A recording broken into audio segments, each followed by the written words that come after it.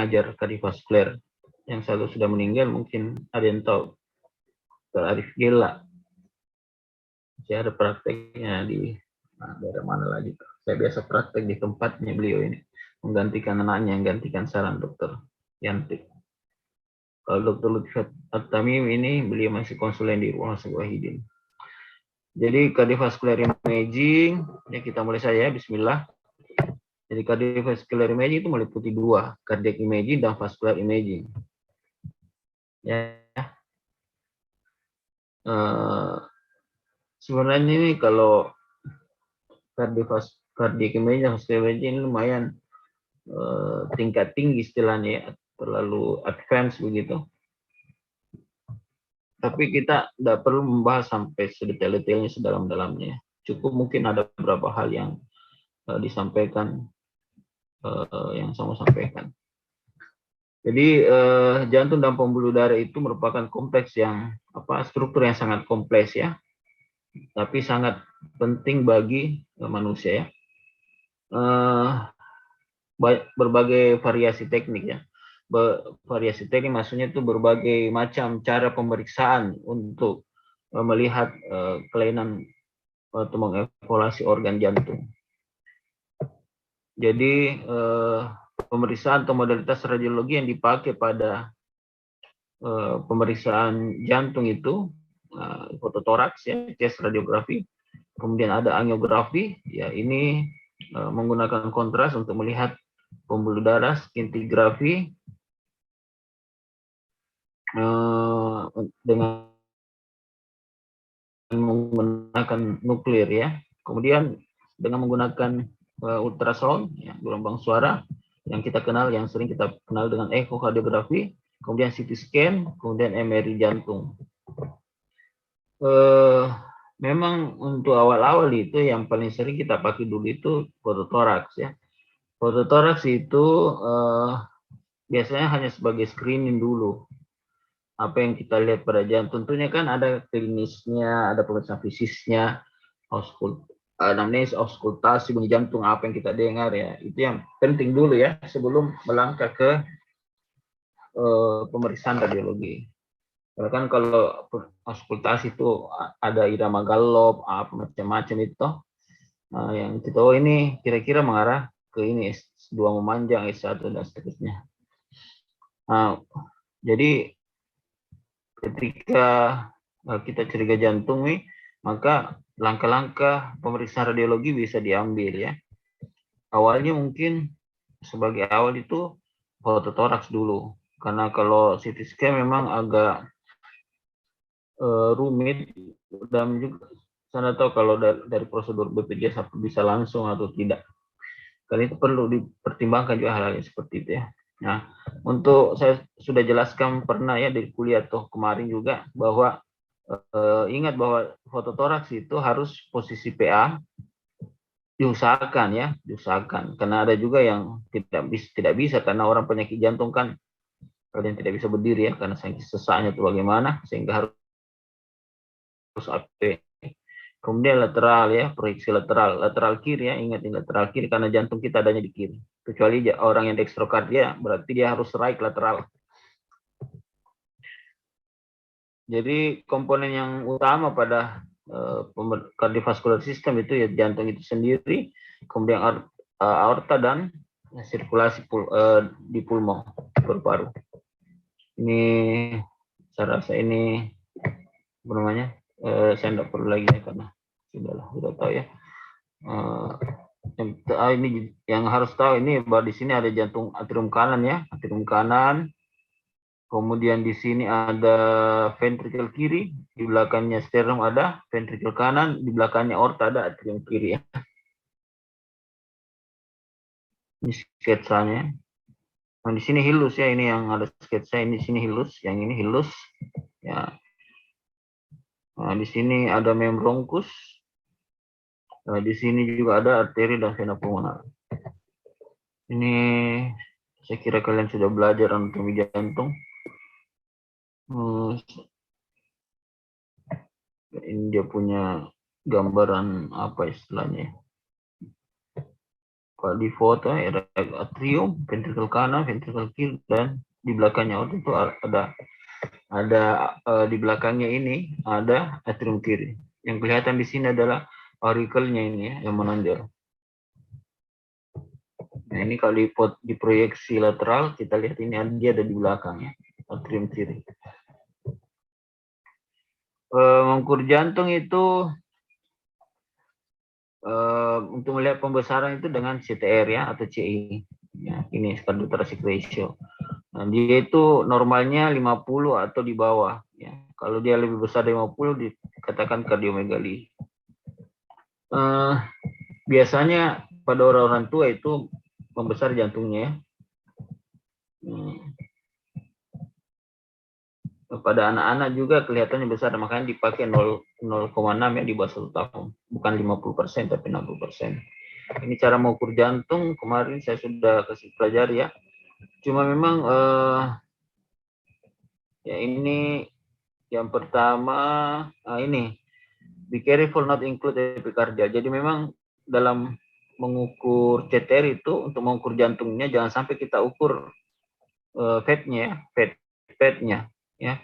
Kedua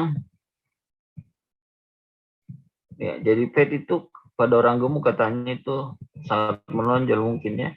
Terus untuk maksimum thoracic diameter maksudnya yang ini aduh nggak kelihatan.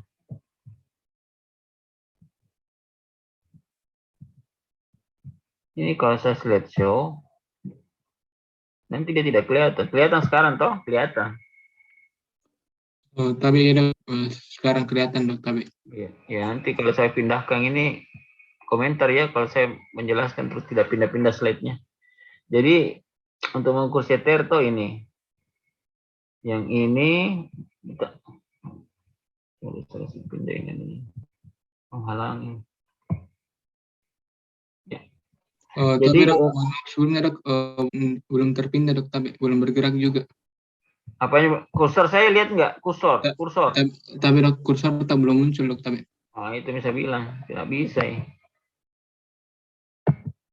Mana escape kenapa tidak mau kembali?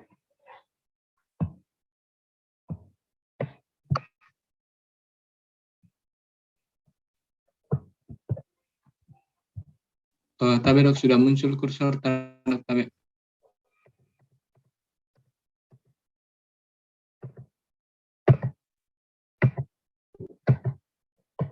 Jadi mengukur jantung kardiak toraksiknya itu harus yang di bagian dalam ya ini, di bagian dalam ini. Jangan di luarnya, tapi harus ada bayang paru-paru. Ya, jadi kalau mengukur jantung jadi ini dia kasih gambaran. Jadi ini kita tarik garis yang ini yang terjauh ke kanan dan yang terjauh ke kiri ya. Jadi ini dia kasih apa namanya? Batasan toh. Nah, ini jadi kita lihat batasan pada sebelah kanan yang terjauh dari jantung sebelah kanan yang ini, titik ini. Kemudian dia pada yang jantung kiri yang terjauh ini. Jadi untuk mengambil mengukur berapa senti ini yang kita ukur dari sini ke sini dan dari sini ke sini. Itu nanti dijumlah baru dibagi dengan diameter toraks intertoraks tapi bagian dalam ya, bukan bagian luar. Nanti dibagi itu kali 100%. Kalau 50 ke bawah normal, kalau di atas sudah dikatakan kardiomegali.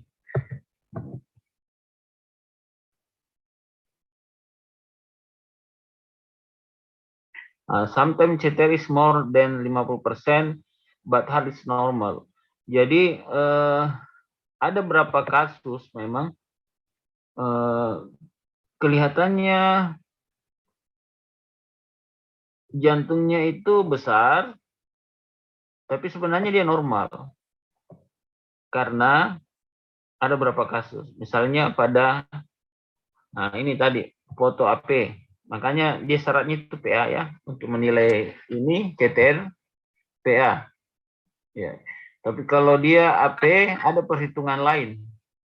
Kita tidak pakai 50%. Cuma saya sampai sekarang ini belum dapat bukunya. Cuma dikasih tahu dulu waktu sekolah presiden sama bahwa kita pakai 56 atau 58%. untuk perhitungannya.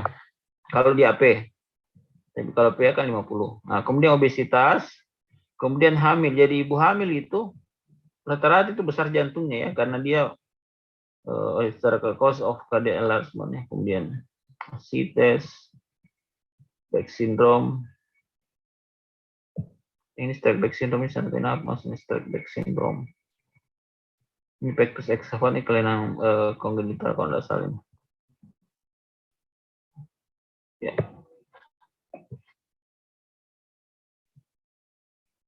Ya, ini lebih 50%. Kalau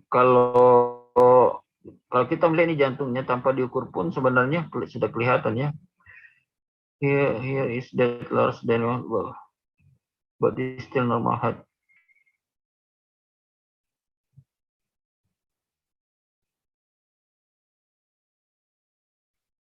Oh, ini kelainan ya. Lalu ini pada kasus pectus excavatum. Jadi ini ketika kita ukur ini jantungnya besar toh.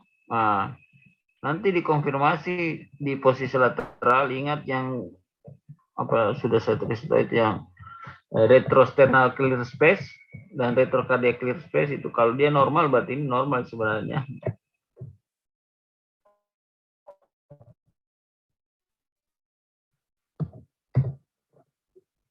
Nah, memang ini kadang-kadang jantung itu pada pengukuran CTR itu kurang dari 50%, tapi sebenarnya ada abnormalitas pada jantung. Nah, biasanya itu pembesaran seperti ini hanya satu bagian ya, misalnya hipertrofi dari ventrikel ya. Jadi kita harus lihat itu konturnya, apex terangkat atau tertanam begitu.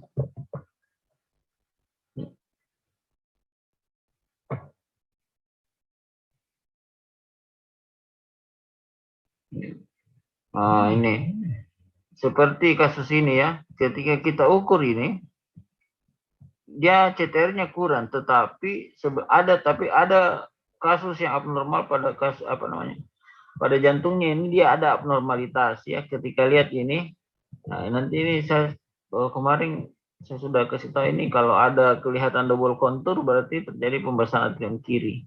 Jadi dia membesar atrium kirinya sebenarnya ini.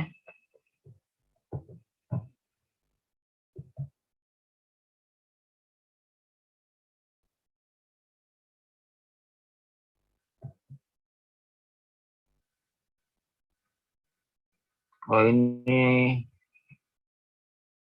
7 kontur of protocol. Oh ya, jadi maksudnya ini tonjolan-tonjolan ini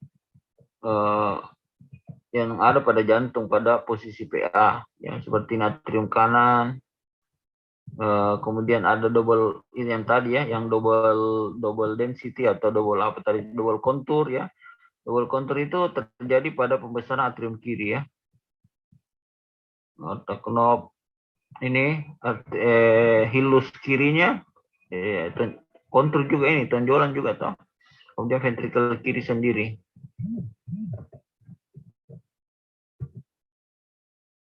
Ini pembesaran atrium kiri ya, double kontur. Jadi satu konturnya atrium ke kanan itu sendiri ini yang di dalam, dan satu konturnya atrium kiri, left atrial. Ini di sini ada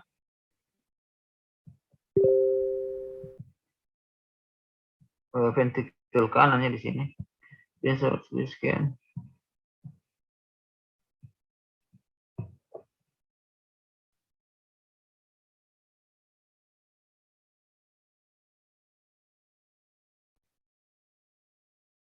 Oh, maksudnya media. Oh ya. Atrium kiri itu memang berada di tengah-tengah, di belakangnya, di belakang jantung. Dia di bagian posterior.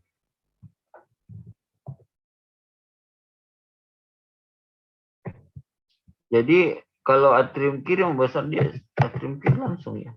Dia langsung jelaskan atrium kiri ya. Jadi kalau atrium kiri membesar akan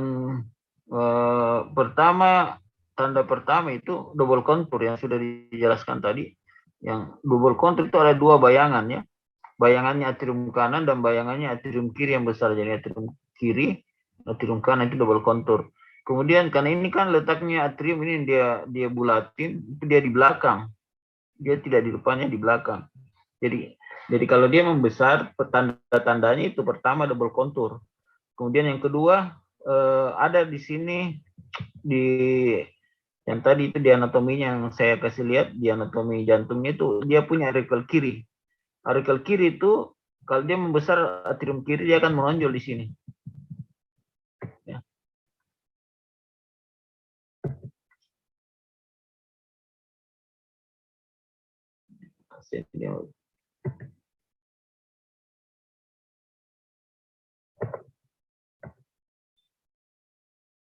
Orta ascendensnya karena prominent begini ya. Bentuknya ini kan ascending orta terus ini banyak. Nah ini bagus nih karena langsung dia aneh. Ini slide ini baru saya buka ini karena saya cari yang lain lagi. Jadi kalau untuk menilai aorta Knoop dia aortanya membesar atau tidak, maka ini ya, ini yang dia tarik garis ini itu dari pinggir trachea. Ini trachea toh. Ini trachea kelihatan di pinggirnya, ini trachea dia tarik garis seperti ini. Nah, baru diukur yang terjauh. Nah, kalau ini kita ukur berapa senti yang terjauhnya, kita lihat di mana dia menonjol paling jauh. Nah, kalau baru kita ukur, nah, kalau dia kurang dari 3,5 ya, 3,5 senti, ya 3,5 senti, 35 mili kan sama dengan 3,5 senti. Kalau dia kurang, sama berarti dia normal. Kalau dia 3,5 atau lebih, berarti dia dilatasi aorta.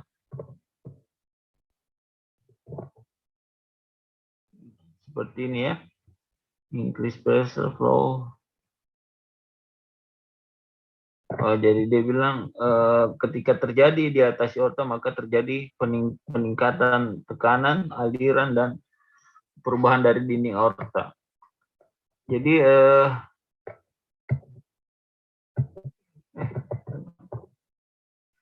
ada dua cara sebenarnya selain cara ini.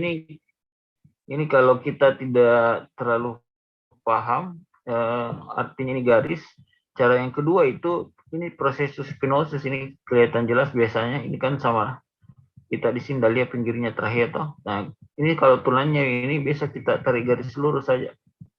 Nah, tarik lurus terus kita ukur keluar. Tapi bukan pakai 3,5 tapi kita pakai 4 cm. Ya, tidak lurus. Kalau dia 4 kurang dari 4 maka dia normal, kalau lebih dari 4 baru dikatakan dilatasi. Ini elongasi dijelaskan dari sini. Ya, ada elongasi dan tidak jelaskan. Elongasi itu saya mungkin kemarin sudah jelaskan tuh. Jadi kita tarik garis dari sini ke sini. Baru arcus aortanya itu kali ini sih sudah lewat ya. Arcus aortanya itu kita tarik garis dari garis yang ini, kita tarik garis ke bawah. Kalau dia kurang dari 2 cm kita elongasi aorta. Bukan lebih, kurang ya, karena dia semakin kurang semakin dekat di sini lah. Seperti ini tidak usah lagi diukur karena dia sudah melewati garis ini.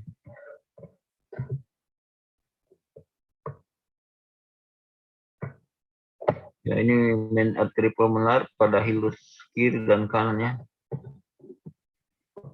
Left ventricle. Yang ini left ventricle kiri. Yang kalau dia membesar kita sebut dengan apex tertanam. Ya, dengan sayangnya di foto lateral tidak ada sampaikan.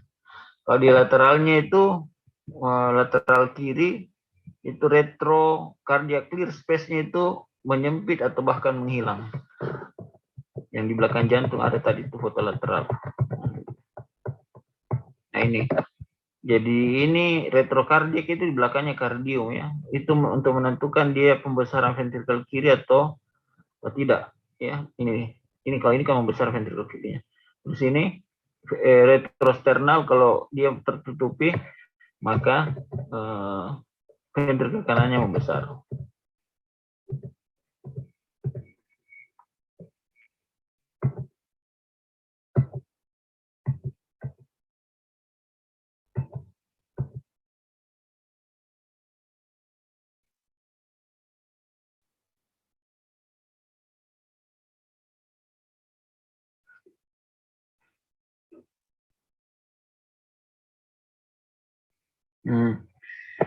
Jadi salah satu untuk melihat ventrikel apa yang besar, kanan atau kiri. Maka kita lihat kalau aortanya dilatasi, maka left ventricle hypertrophy. Kalau MPA yang dilatasi, ini MPA itu main pulmonary artery ya, pada hilus yang kita lihat, kita ukur situ ya. Berarti kalau terjadi dilatasi maka pembesaran RV, right ventricle.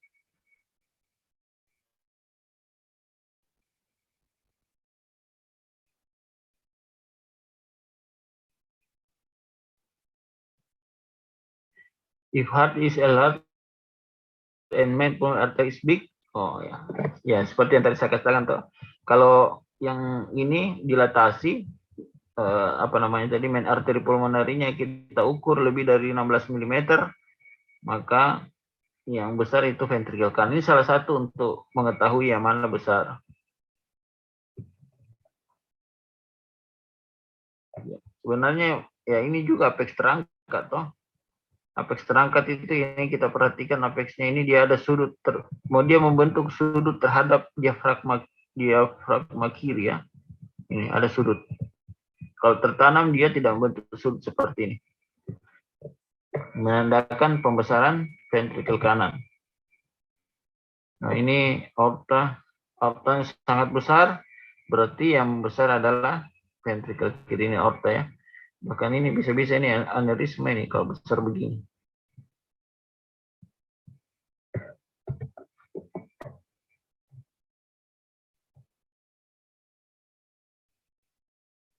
Ini yang saya katakan tadi, yang di foto lateral, retrosternal clear space-nya ini tertutup oleh jantung, bayangan jantung, tidak ada celahnya di sini lagi, malah menghilang, yang menandakan bahwa ventricle kanannya membesar. Coba perhatikan ini, yang retrocardiac clear space yang berbentuk segitiga itu bagus ya, berarti ventricle kirinya tidak membesar. Kalau dia ini tertutup sebagian atau seluruhnya, maka ventricle kiri juga besar. Sini tidak jelaskan ya. Bagaimana kalau dia besar semua? Ventricle kiri besar, ventricle kanan besar. Apa yang kelihatan di foto toraks? Berarti kalau dia membesar semua, ya, kalau dia membesar semua, baik kiri maupun kanan, maka kalau di foto lateral tentunya semuanya tertutup ya, baik retrosternal maupun retrocardiac clear space-nya itu tertutup sebagian ataupun seluruhnya. Kalau di posisi PA, apa yang terlihat? Yaitu pertama, apex-nya akan tertanam, dan kedua pinggang jantungnya ini kan pinggang jantung nih, ini cekung ini ya. Kalau dia ventricle kanan juga membesar, ya, maka dia akan kelihatan menonjol di sini, atau dia minimal dia lurus. Dia begini ya, menonjol atau melurus. Apex tertanam, terus ini menonjol di sini, pinggang jantungnya tidak cekung. Ini kan cekung. Minimal dia lurus, atau dia menonjol begini ya, menonjol, cembung begini ya. Berarti ventricle kiri dan kanannya besar. Ini apex tertanam toh, tidak ada sudut yang dibentuk terhadap diafragma. Tapi ini segi istiqolanya masih, dia berarti ini pembesarannya sedikit ya. Cuma ini saja ya, berarti.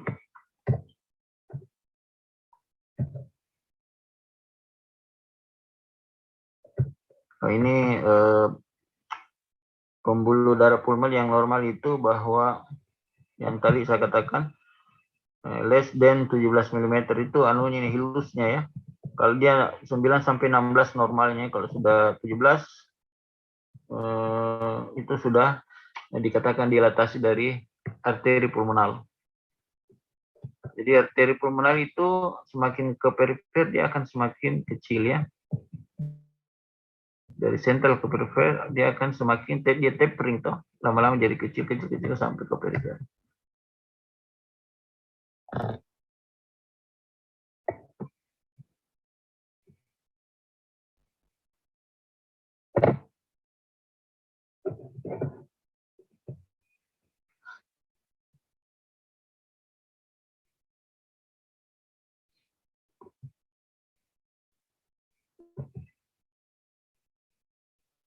RTPA ya. Ini cara mengukurnya hilus. Yang normalnya itu di bawah 17 mili ya. Kalau dia lebih 17 atau lebih maka dikatakan dilatasi, yang menandakan adanya dilatasi dari arteri pulmonal.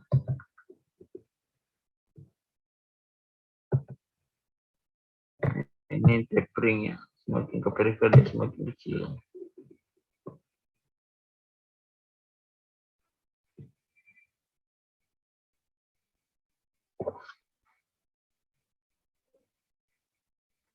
Nah ini kalau terjadi hipertensi pulmonal, vena hipertensi ya, right descending itu greater than arteri pulmonal lebih dari 17 mili. Kemudian pada pembuluh darah pada upper lobe, jadi lobus superior itu sama atau lebih besar dari ukuran dari vessel yang ada di bawah.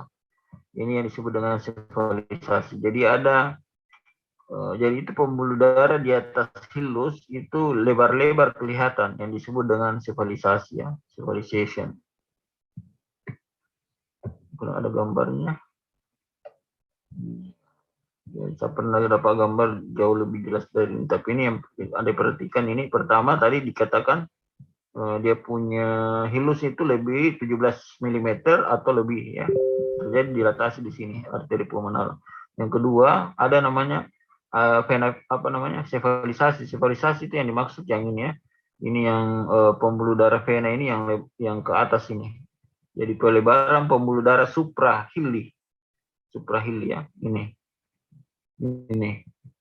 ya.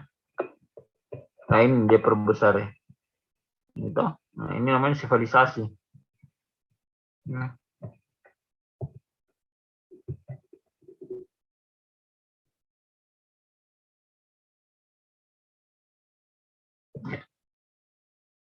Intinya sampul mulai arteri hipertension yang dilatasi.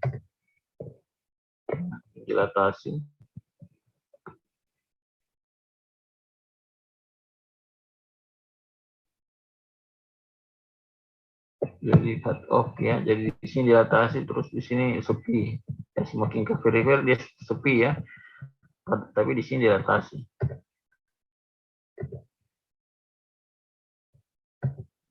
Oh, jadi ada peningkatan dari flow ya, vaskularisasi paru meningkat ya.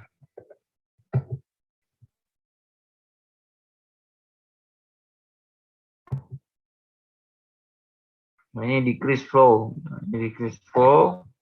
Jadi sepi. Kalau yang tadi itu ini increase, jadi kelihatan ram ya. Jadi aliran pembuluh darah pada kasus-kasus bisa pada banyak kasus ya kongenital kah atau dapatan ya bisa kita dapati increase flow seperti ini ya. Ini salah satu tanda-tanda dari peningkatan dari flow dari arteri pulmonar ya seperti pada bendungan paru ya. Kalau yang sepi-sepi begini berarti biasanya di sini tersumbat ya atau terjadi misalnya pulmonal stenosis atau pulmonary hypertension juga ya. Yang jenis ini sepi. Pada kelainan kongenital kita bisa dapatkan yang sepi-sepi ini. Ini sepi maksudnya pembuluh darahnya tidak banyak kelihatan tuh sepi. Misalnya pada kasus-kasus penyakit jantung kongenital yang sianotik ya. Nah ini congenital heart disease ada sianotik. Ada yang dapatan yang paling banyak itu ini hipertensi heart disease. Kita singkat dengan HHD. Kemudian penyakit coronary artery disease ya, penyakit jantung koroner, gangguan katup, gagal jantung ya.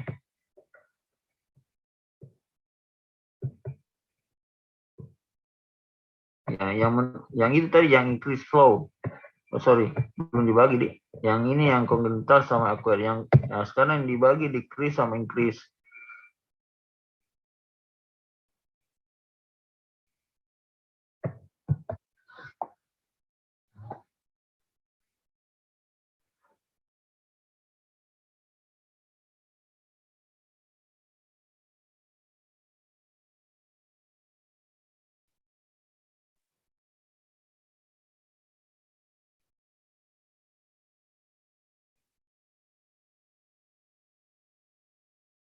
pada extend seharusnya ya.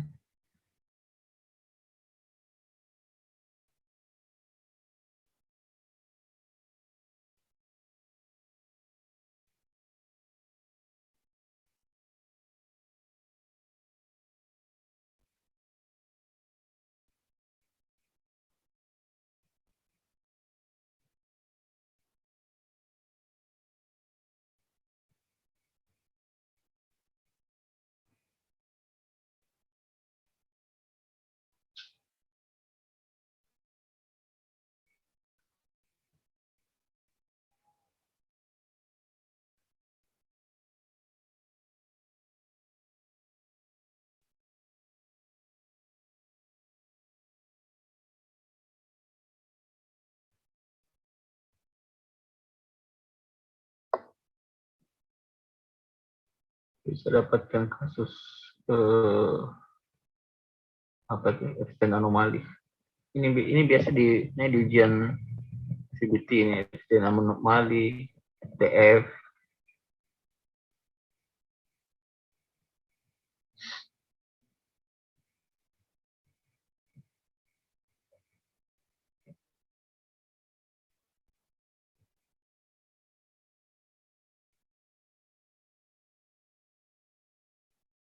Ya. Jadi ini yang decrease ini karena adanya pulmonal stenosis ya. Tetralogi valet itu salah satu dari tetranya itu ada PS-nya.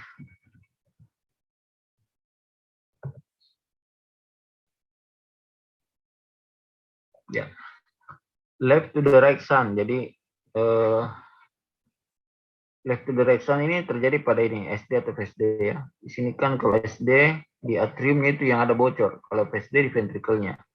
Kalau bocornya masih kecil, maka ini terjadi left to the right sun. Jadi aliran darah ada yang dibocor, yang di tempat bocor itu, yang dibocornya itu pada misalnya pada atrium, maka dia akan mengalir dari atrium kiri ke atrium kanan ya, atrium kanan. Ventrikel kiri ke ventrikel kanan. Jadi left to the right sun ya, kiri ke kanan toh. Nah, kita ketahui bahwa di kiri itu kaya dengan oksigen, sedangkan di kanan sebaliknya ya. Maka pada kasus left to the right sun itu pasiennya tidak sesak. Tidak sesak ya. Nah, tetapi kalau sudah lama besar bocornya, maka terjadi aliran balik, bukan lagi left to the right tapi right to the left. Ya, seperti yang kemudian kita sebut dengan kasus apa namanya, sindrom Eisenmenger ya.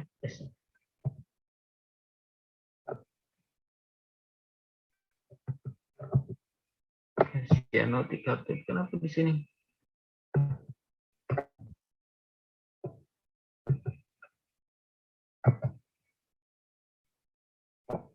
Kenapa di sini dia increase flow ya? Padahal dia cyanotic.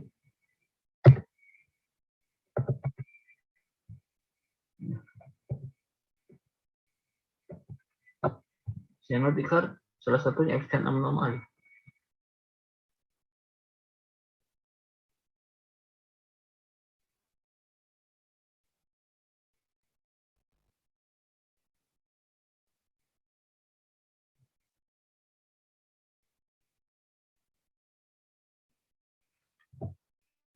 Ini extend anomali hasil itu seperti telur yang tergantung ya. Ini tetralogi komponen yang terjadi, dia ada pulmonal stenosis, makanya pembuluh darah kelihatannya sepi ya, dia cyanotic ya. Ini tanda-tanda yang 4 ya, tetra. Ada PSD-nya, PS-nya, overriding aorta, ada ventrikel kanan membesar.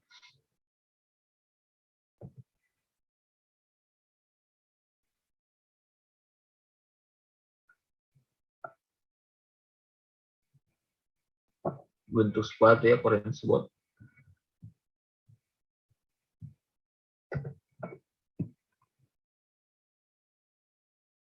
Bentuk dari tetralogi valet. Jadi ini aortanya pindah ke sana ya, pindah ke kanan, konop aortanya. Terus ini pulmonal stenosis seperti tadi yang ada gambar sebelumnya, baik bukan pada TF. Jika terjadi pulmonal stenosis di sini dia dilatasi dari main artery pulmonar, terus di sini jadinya sepi ya, pembuluh darah situ. Kalau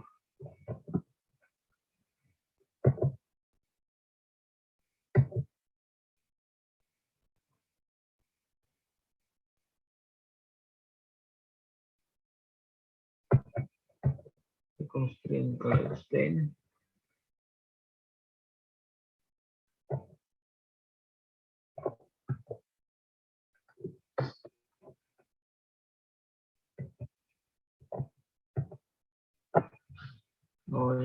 yang bentuk yang telur tergantung itu ini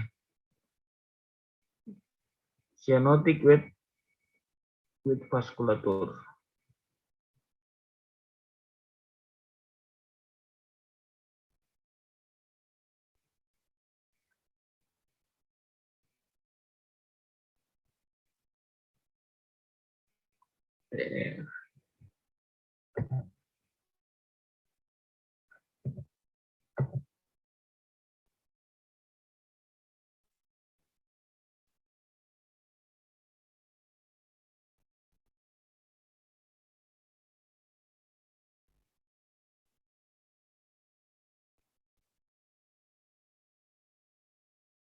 Transposition of the grip of artery. Saya terbalik mengingat. Jadi TF yang telur itu, on string itu adalah TTG ya. Yang ini ya bentuknya. Kalau F'0 itu bentuknya seperti ada itu ya ciri khasnya. F'0 besar sekali ya. Jadi khas sekali nih gambarnya F'0 ya. Selalu begini gambarnya. Sebentar nanti di ujian muncul karena kongenital. Dan dia ini adalah termasuk cyanotic. TF, TGA, F'0 manuali. Saya lupa apa namanya, gentong ya, apa ya? Bentuk gentong bukan ya? Kalau Gucci efusi perikard ya, ingat itu efusi perikard. Tidak ada bilang di sini. Seperti ini kan dia bilang materi. Ini string of egg on string ya, telur yang tergantung ya. Kita itu cari ciri khasnya supaya gampang dihafal.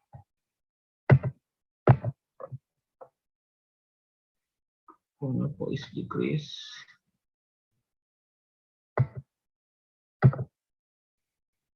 Ini external normal.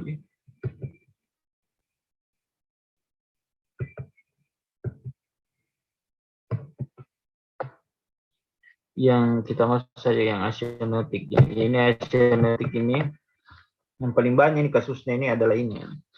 ASD dan VSD ya. Ini dua yang kasus yang paling banyak ya. Kalau ASD itu selalu itu normal ya. ASD dan VSD itu sama ya, normal to small aorta. Jadi knop aortanya itu kecil atau normal. Kemudian vaskularisasi paru meningkat pada kebocoran yang sudah besar lebih dari 0,5 cm baru terjadi ini enlarged pulmonary vessel. Tapi kalau dia masih di bawah 0,5 cm tidak terjadi nih. Dia normal saya fototoraks. Nanti kalau kebocorannya lebih besar maka baru terjadi vaskularisasi paru yang meningkat. Jadi ASD itu normal size left atrium. Jadi ini kanan-kanan ya. Saya istilahkan begitu ya. ASD itu kanan-kanan. Ya, jadi kanan-kanan apa itu? Ya dia membesar atrium kanannya dan ventrikel kanan ya. Ventrikel kanan kita lihat ini dia punya pinggang jantung yang lurus. Ya, ini apexnya sedikit terangkat ini pada foto ini. Ini yang terjadi pada aliran darah ya, pada yang terjadi pada ASD.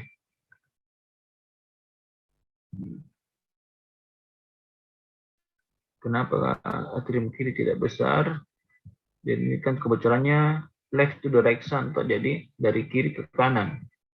Ada aliran darah di sini, ada aliran darah ke sini. Terus ada juga ke sini, sehingga dia tidak besar ini. Ya, left atriumnya. Yang besar itu RA dan RV ya. Right atrium dan right ventricle ya, sudah betul. Kalau VSD dia kalau tadi kanan-kanan yang besar, sekarang kalau VSD kiri-kiri yang besar. Jadi kiri-kiri itu left atrium sama left ventricle ya. Ingat itu ya. Nah, aorta itu selalu normal. Ini kasusnya. Ini pada VSD.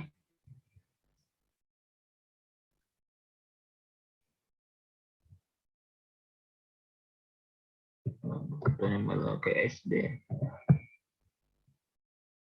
VSD LA left atrium. Sorry.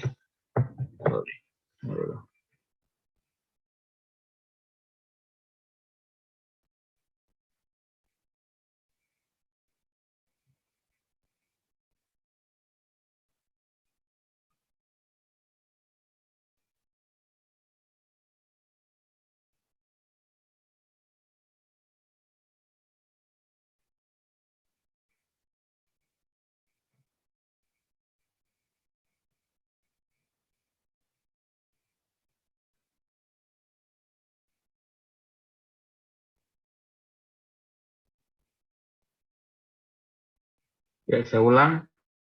Kalau tadi kalau ASD itu kanan-kanannya sudah betul ya, kanan-kanan. Kalau PSD kiri-kiri. Ini PSD kiri-kiri ya, LR semuanya sudah betul ya. Tapi kenapa fotonya kayak terangkat in apexnya, bukan tertanam ya. Kalau ini sih tertanam.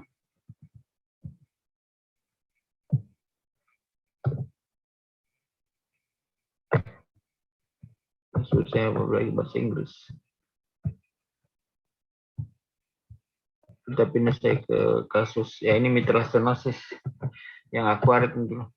Kalau heart disease ini mitral, sering juga kasusnya ini pada usia produktif ya, usia 25-30 tahun.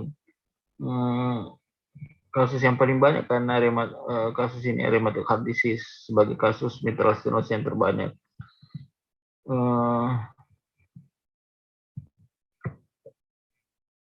Jadi pembesaran dari double density of L. Jadi pembesaran atrium kiri, kemudian aorta knob-nya small, ada edema, bisa timbul edema ya, kalau sudah berat terjadi edema. Kemudian juga pembesaran ventrikel kanan.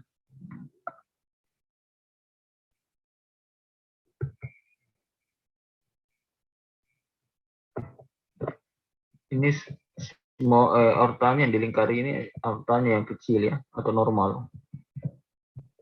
Double density menandakan adanya pembesaran atrium kiri pada mitral stenosis. Terjadi sifalisasi. Dari mitral stenosis itu sering terjadi bendungan paru ya, dengan adanya ini gambaran sifalisasi pada pelebaran vena pulmonalis pada suprahiler.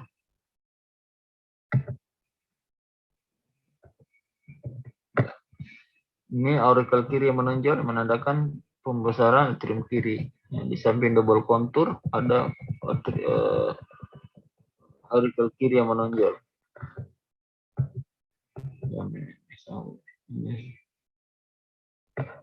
Coba perhatikan, ini besar semua jantungnya, tapi aortanya normal ya, tidak lebar.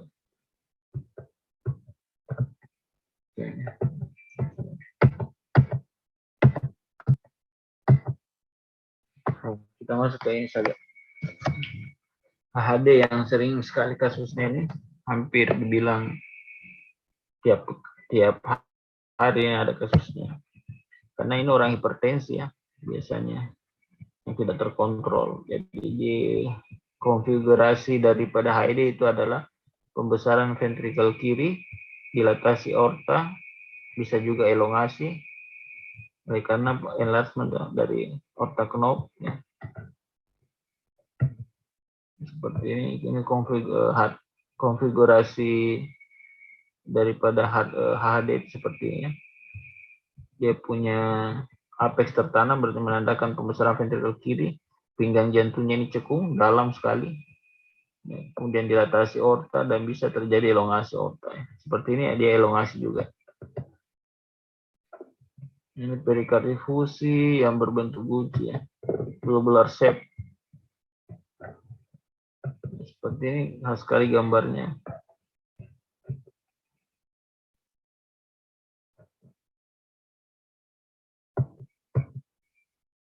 CHF. Kalau CHF derajat yang lebih tinggi dia akan seperti, kalau masih early sih masih terlihat adanya dilatasi main arteri pulmonal ya, dilatasi pembuluh darah. Kalau sudah severe dia berbentuk edemanya ini berbentuk sebagai butterfly.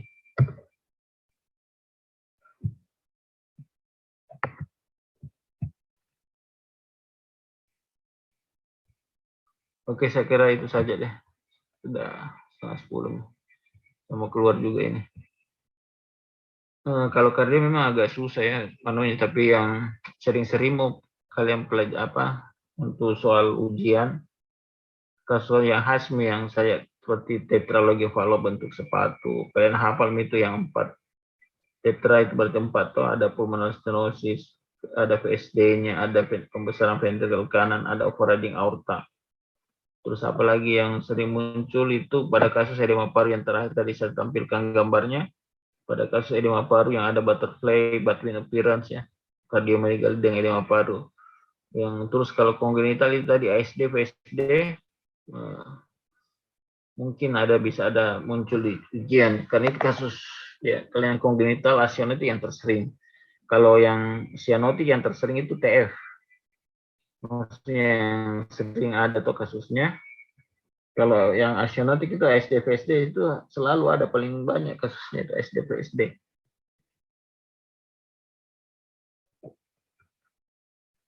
Kalau HD itu mau dibilang hampir tiap hari, tapi kalau naik di ujian standar apa?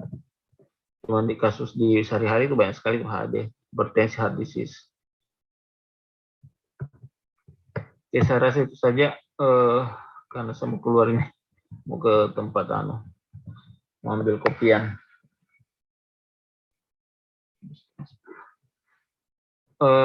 Oke, ada sekalian,